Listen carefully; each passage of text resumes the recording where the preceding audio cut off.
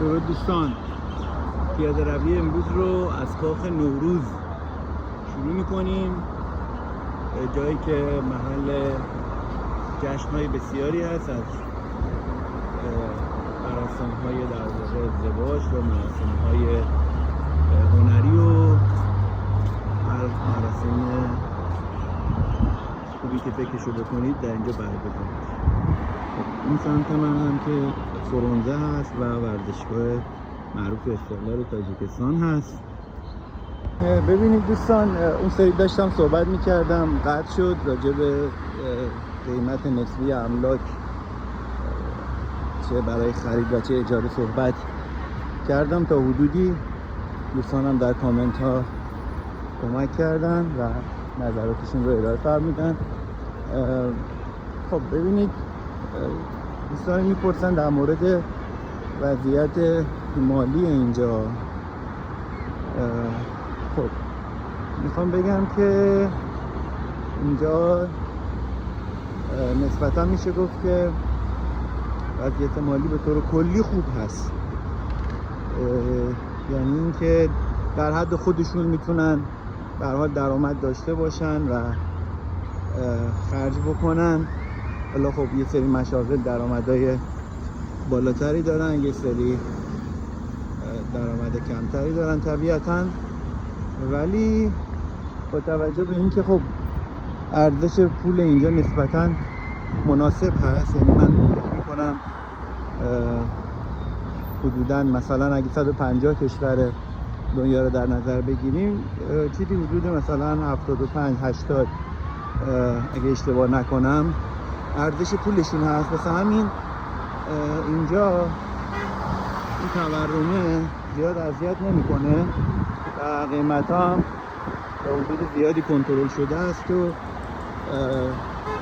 خیلی فشار نمیاد. حالا مردم کم و بیش پول در میارن و نمیگم خب خیلی خیلی عالیه، ولی خدا رو شکر هر کسی در حد خودش اموراتش رو میگذرونه و در حال نسبتاً میشه گفت راضی هستن و روزگار میگذرونن. امیدوارم که خیر و برکت جاری باشه. خب اون طرف من یک شهر بازی هست، اگه با کودک خودتون تشریف آوردید میتونید برید اونجا. همینطور این سمت هم دست راست هم باز هم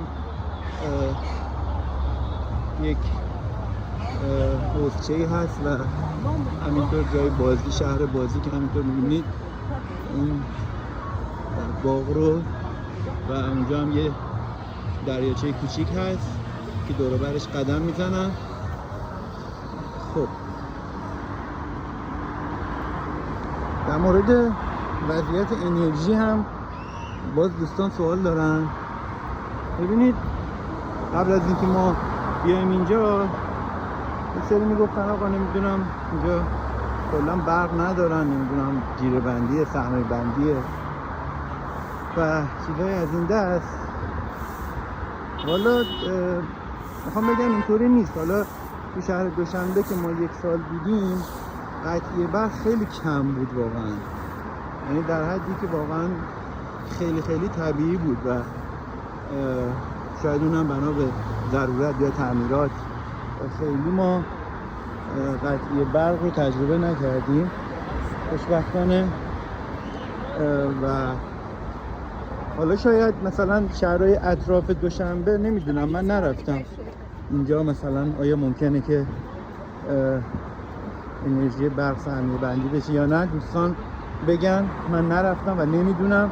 اون چیزی که من دارم میبینم و دیدم رو دارم خدمتتون عرض میکنم. به ذرس قاطع که مشکل آنچنانی در تامین برق وجود نداره اینجا و اگه هم باشه کاملا نرمال هستش. خب ببینید این شهر بازیه دیگه خیلی کلا شلوغ. امروز چون شنبه هست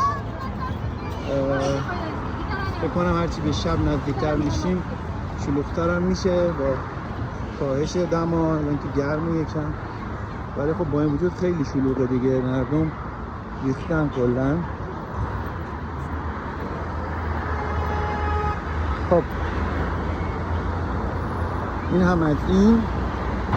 دارم از اتوبان اصلی براتون فیلم میگیرم. تاکسی های زیادی رو مشاهده میکنم در حال تردد. همونطور که گفتم مشکل حمل و نقل هم خیلی اینجا محسوس نیست و اوکی هست. آمارم رو چک کردم، دیدم که خیلی از مخاطبین کانال من از روسیه هستن. حدس من اینه که خب دوستانی که از تاجیکستان برای کار مهاجرت کردن و به روسیه رفتن احتمالاً فیلم ها رو دنبال میکنن که خب از همینجا بهشون درود میفرستم و امیدوارم که از همراهی با ما خسته نشن و اونجا هم رزق و روزیشون پربرکت باشه در اون کشور. طبیعیه خب هر سری ممکنه که از هر قشری برن خارج از کشور و برای کسب درآمد بهتر. این دلیل نمیشه که لزوما مثلا خود تاجیکستان محل خوبی برای درآمد نیست. شما هر کشوری باشی ممکنه مهاجرت بکنی به یک کشور دیگه برای اهداف متفاوت و از اینجا هم خب خیلی ها رفتن به کشورهای دیگه مثل روسیه و این طبیعی هست و مشکل خاصی وجود نداره. در خود تاجیکستان هم به هر حال گردش مالی هست، کار هست، اقتصاد هست و هیچ چیز غیر طبیعی شما اینجا مشاهده نمی‌کنید. داشتم میگفتم خیلی هم از کشورهای دیگه مهاجرت کردن به اینجا، مثل کارمندان چینی، حالا کارکنایی که تو پروژه های مختلف کار میکنن به شکل های مختلف. همینطور هندی های زیادی اومدن برای تحصیل اینجا، چون اونطور که من شنیدم در یک سری از رشته ها به ویژه رشته های پزشکی هزینه های اینجا خیلی کمتر از اون کشور مطبوعشون هست مثلا در هند، ولی شاید با همون کیفیت و استاندارد حالا یکم بالا پایین اینجا تحصیل میکنن و هزینه تحصیلشون کمتره. خب هندی های عزیز کم نیستن واقعا در دوشنبه و اکثرا قشر جوان و بیشتر برای ادامه تحصیل و اینا، که من متوجه شدم زبان رو هم کم کم یاد میگیرن، زبان تاجیک رو، و مشکل ارتباطی هم برقرار، در مشکل ارتباطیشون خیلی چیز حادی نیست و میتونن کانکشن بگیرن. خب هندی ها اکثرا انگلیسی صحبت میکنن دیگه. اینجا حقیقتش رو بگم خیلی شاید در اون عمومیت جامعه مثلا انگلیسیشون عالی نباشه،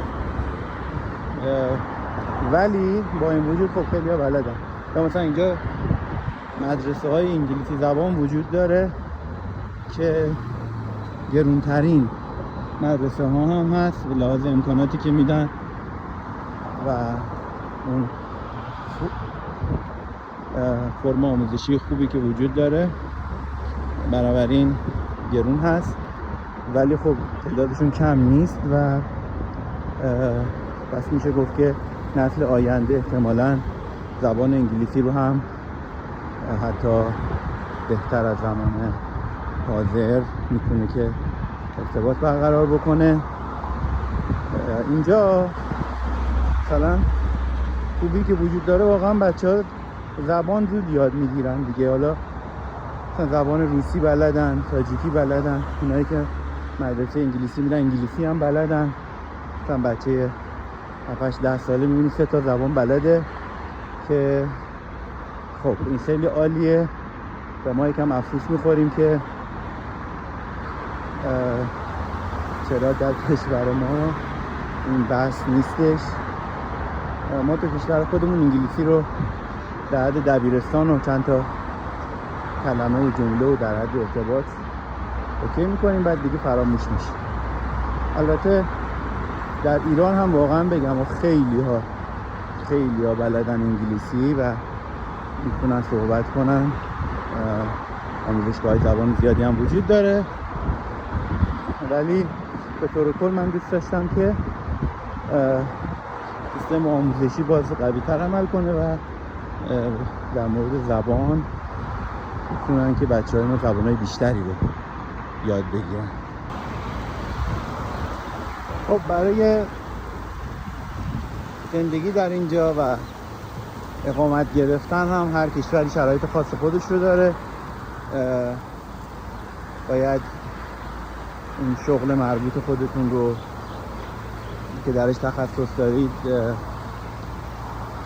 یه مقدار تحقیقات کاملتری انجام بدید، ببینید که کدوم شرکت ها میتونن دعوتنامه بدن به اون کشوری که شما هستید و شما با ارسال مدارکتون و موافقت اداره مهاجرت شاید موفق به دریافت ویزا بشید. در هر صورت همه چیز نسبی هست.